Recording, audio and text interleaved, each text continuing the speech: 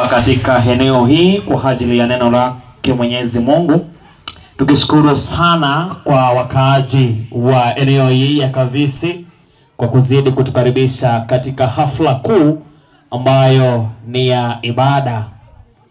Na kwa kuwa Elda amekwisha kuniombea, tunashukuru sana na tutaingia rasmi katika kipindi ambacho tumekuwa nacho, kipindi cha Bible Study.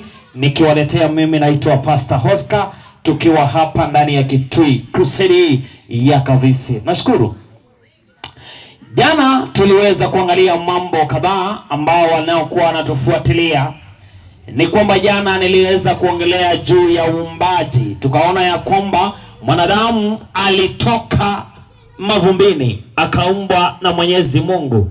Na tukaona ya kwamba mwanadamu aliumbwa na akaonekana ya kwamba ni kiumbe ambacho kinapendeza, na kiumbe ambacho machoni pake Mwenyezi Mungu kimeumbwa na mfano wake Mwenyezi Mungu. Lakini mwanadamu kwa sababu alipomaliza akaonyeshwa mahali ambapo anastahili kuwa, akuumbwa na aachiliwe hivyo.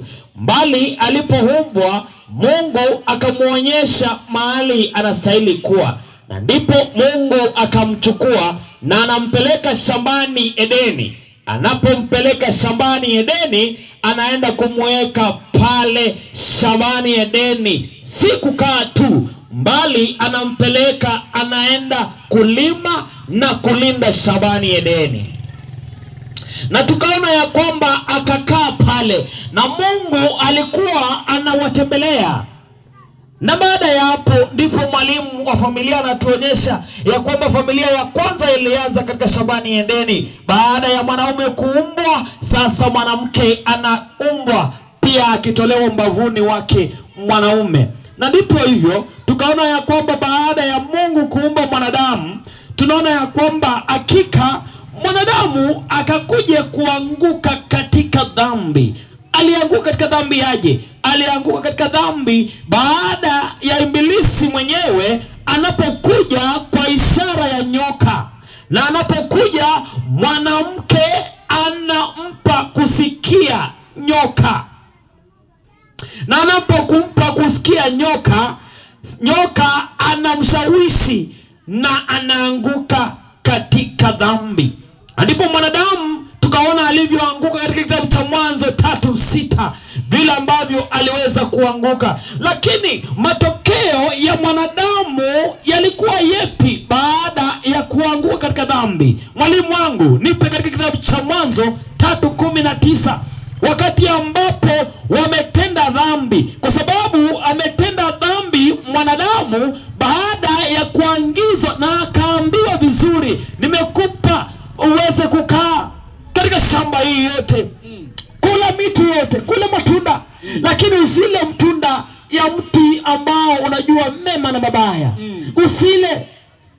Kwa hivyo kulikuwa na shida kwa sababu hakusikia mwanadamu, na mwanadamu kwa sababu ya hivyo anaanguka katika dhambi. Na hii ndiyo tokeo ya kutokusikia. Mwalimu, Mwanzo 3:19 inasema nini? Kwa jasho la uso wako utakula. Biblia inasema, ninataka tuende vizuri wasikilizaji.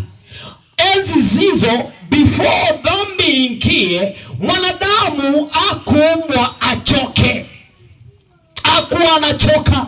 Maisha yalikuwa sawa. Kazi yake tu ni kwenda kulinda na kulima maisha bila kuchoka. Lakini baada ya dhambi, alipotenda dhambi na kufanya kile ambacho ameambiwa asifanye, sasa matokeo ya dhambi yanakuja kuwa, kitu cha kwanza anafukuzwa katika shambani Edeni, na anaambiwa ya kwamba utakuwa unachoka.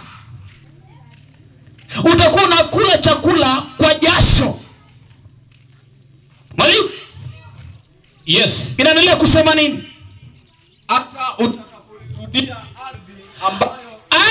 utakapoirudia ardhi ambayo katika hiyo utalitonia, ambayo katika hiyo utairudia. Hivyo rafiki wapendwa, ikasema ya kwamba hata si hivyo tu, ya kwamba utakuwa unakula kwa jasho lako.